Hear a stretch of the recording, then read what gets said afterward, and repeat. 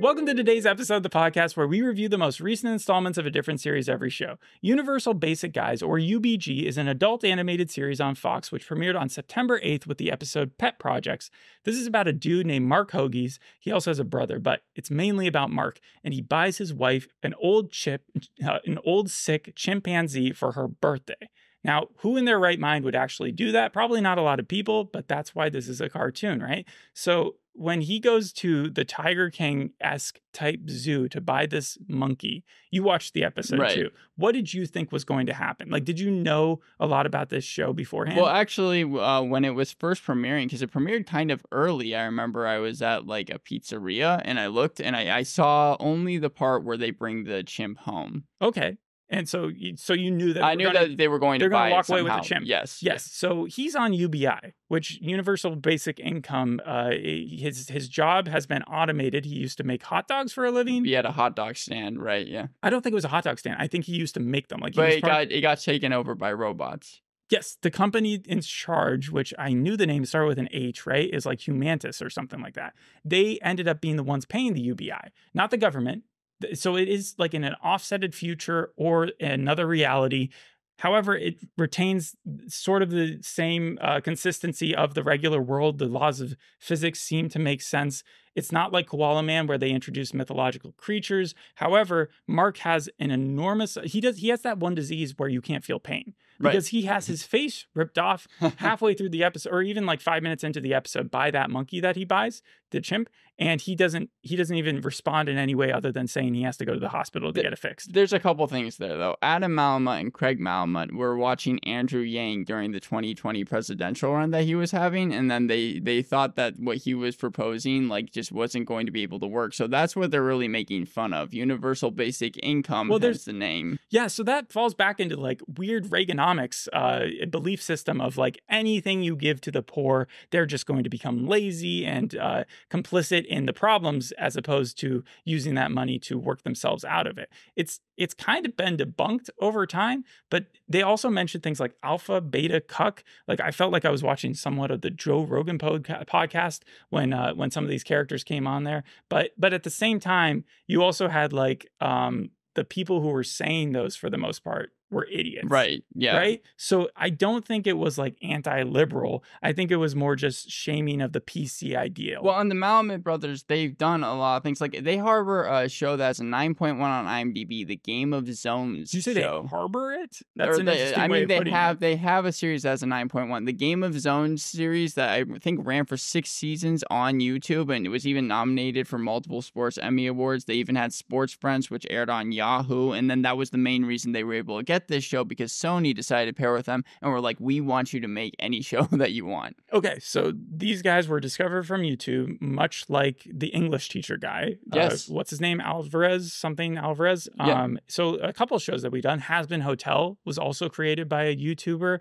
And the showrunner they have, Dan Lagana, he's worked with a lot of people who have been trying to make the jump. Like he was a co-creator for Zach Stone's Gonna Be Famous, the MTV Bo Burnham show, and then American Vandal, which had people in front and behind the camera that were YouTubers. Yeah, the thing I would say about this though is it's ironic because starts off so tropey, so cliche. For instance, you have the doofy husband hot wife scenario, which we talked about in a lot of stuff, but particularly in Kevin Can Could Fuck Himself, right? Yeah. Because back then, live action, 90s, early 2000s, The King of Queens, according to Jim, or going back even further to things like The Honeymooners, they've always existed, that dynamic of like this slob of a dude who ends up with a really like determined or like a good wife, like someone who's loyal. Yeah. What? Even staples in animation domination, like The Simpsons and Family Guy. So in animation, it still exists. In live action, they've rooted it out and they've said, fuck this in the real world. The only time it exists in live animation or live action is where you got things like Ted,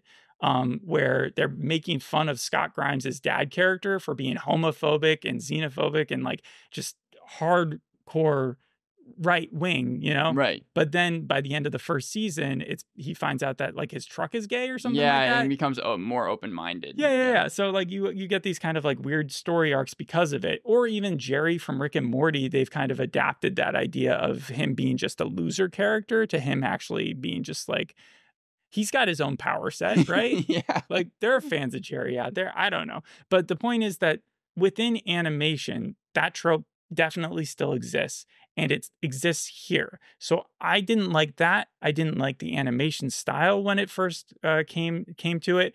And so when they went to the zoo and then they bought this exotic pet monkey, right? Yes. And then they brought it home, my immediate thing was like, how are they going to represent this in sort of an entertaining, but still like, I didn't know where the story was going to go. And it ended up splitting into 3 sections. One was that David, the neighbor who was trying to teach his dog how to skateboard, sees through the window that the other neighbor, and I'm going to have to look up the guy's name, Mernft, Mernft, is being strangled by his boa constrictor. So he has to go in there and go save him. And David is voiced by Fred Armisen. Yes. And the last time we've seen Fred Armisen as a dog walker, he's playing a cannibalistic serial killer in The Last Man on Earth. So when I saw him in the first scene playing a dog walker, I was like, oh man, that could be trouble. Well, it's kind of funny because they got the 2 most famous people, and they only mention her this episode. You don't hear her, but Fred Armisen and Ally Mackey as being kind of a married couple. Ally Mackey, oh yeah, she's not Andrea. in this. Andrea, yeah, she's mentioned, she's not shown. She's been most recently in Hit Monkey as Haruka, The Big Price, Dora's Hand, and Exploding Kittens. Yes, I think she made it in her contract. She needs to be in animated series that have pets or monkeys. Yeah, I mean Hit Monkey, yeah. So. Yes, and then the other animated monkey series that we've done in the past is that Elvis one where he like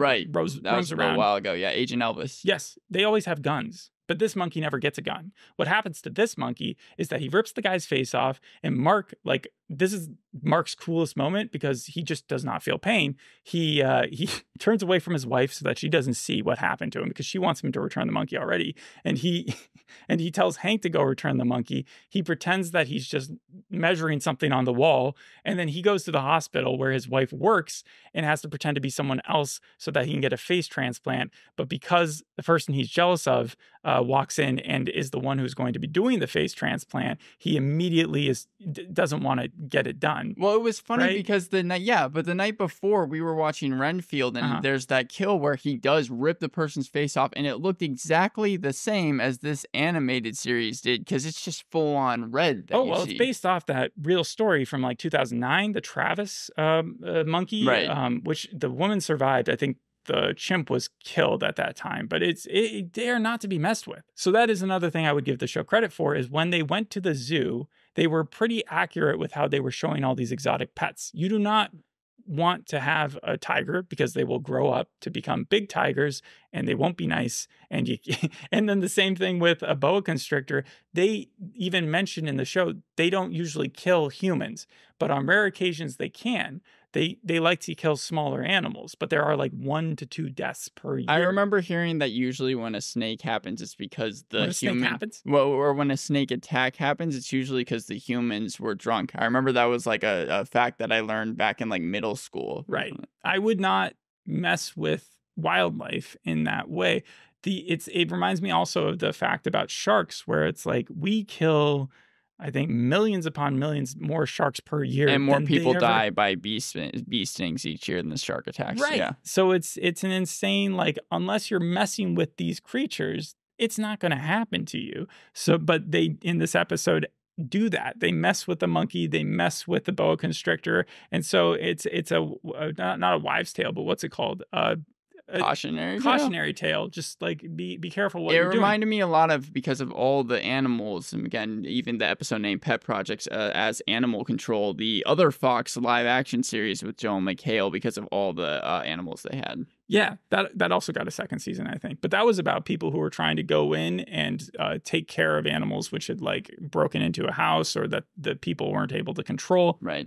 In this, they also portray as ants as being edible, which most species are. So that's cool. I mean, again, they were being accurate in that regard. So that's a pro.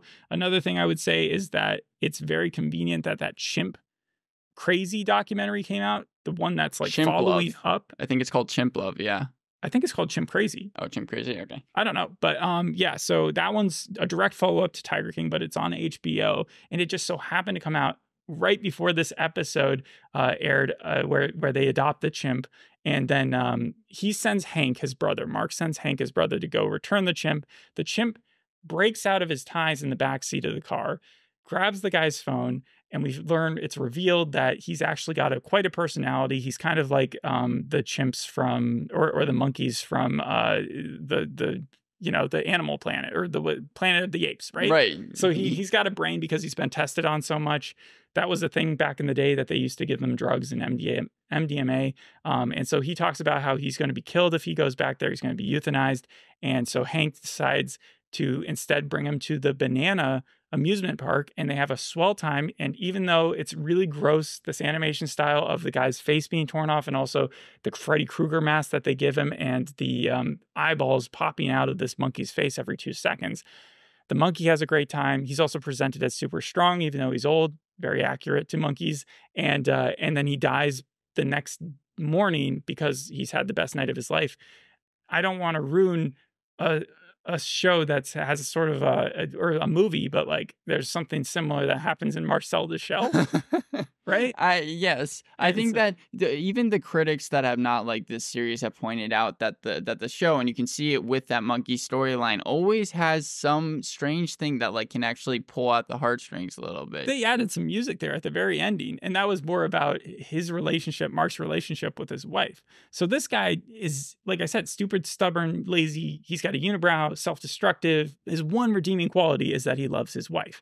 And Tammy, even though she is a hardworking nurse, and it doesn't seem like she would have all that much related with Mark, who is constantly lying to her and stuff, she matches his sense of humor, and they do love each other. So she finds the original present that she was supposed to get, that dog picture from Etsy, and says, "Why didn't you just give me this?" And he's like, "I should have."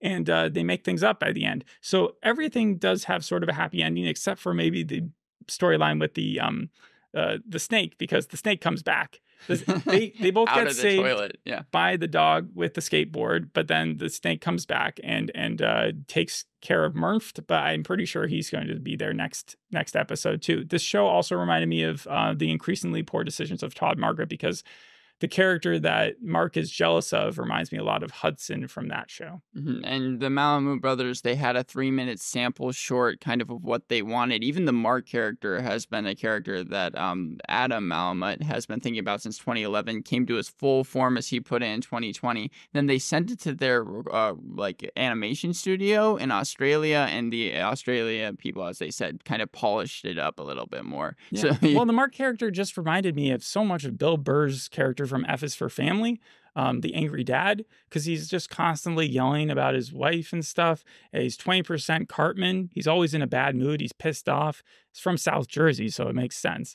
And they grew up in Philly. They kind of base him off of, well, you're saying like a sports personality host, because they listened to a lot of sports radio back in the day. So that's kind of the reason they gave him the accent they did and the annoying thing. Yeah, so I like that they actually, it's a misdirection almost, because they take a character and a cliche that you'd expect, and then they throw in all these other like references to stuff. That's sort of why the Game of Zones makes sense, because with Tiger King, there was a guy who got like attacked and had his hand cut off, I think, by one of the tigers, or lost a hand, and they make mention of that about someone who had just lost a hand before Mark and Hank got to the zoo. So I can see how they're melding different television shows into this one. And I also like that they just were not predictable, that I would never been able to predict what was going to happen, or that he was going to refuse the facial surgery when to fix it up, and that he was going to spend like 10 minutes of the show just being stubborn and going places. He had like 2 gaps in his face where he was the Freddy Krueger stuff was just gross. So would you give the episode overall? So it went from awful the first few minutes to grossing me out to enjoyable, different. I would still give it a 6 out of 10. It's a roller coaster. It's like taking a bite of something that looks like shit, and then it tastes like chocolate, but then your tongue goes numb and you're a little afraid, like, so you don't know where, but like, I wouldn't mind if another episode came on. I would just kind of feel sick to my stomach if they did anything like they did with a face again. 50 Shades of Grey's Anatomy was probably my favorite joke. When he was saying, I don't want to get my face done by that guy. And then the next series that we're going to be doing is Agatha All Along. This is going to be 13 episodes, and it has gotten panned Right. 3.7 on IMDb, doesn't have a Rotten Tomato score, but 4 Rottens. Variety called the series moronic and dated. The Hollywood Reporter called it too familiar to feel fresh, and the AV Club gave the series a D. And it seems like the Malamut brothers seem to be taking it in stride, because Adam Malamut posted on X like yesterday saying, if you like Universal Basic Guys, leave it a good review, and with your help we can get our IMDb score above security cam footage of puppies being abused. Right. Yeah. I think that comes ultimately down to the animation style looking bad, the characters themselves being so cliche and, like I've said, ugly and kind of a bastard of a person, that Mark character. Even the monkey's storyline is the fact that he ripped off the guy's face was because he was being a dick to him. And that Hank should be like separate, like that he's too codependent and that Hank should have his own life. And so that's why Hank is shown getting a spa day by the end for himself. But if I had tuned in to something like this and it wasn't for the podcast, I would have made an immediate assessment just based on the fact that I didn't like the animation style and said, this is not the show for me. So it does require that patience. It requires someone to tell you this is actually got not great redeeming qualities about it, but there are weird references that are strangely topical. And also the show just takes a direction that doesn't breach reality, but definitely is unpredictable. So that's why I would give the show a 6 out of 10. It sounds like you're saying you just have to make it past the first 5 minutes. No, because it's still gross.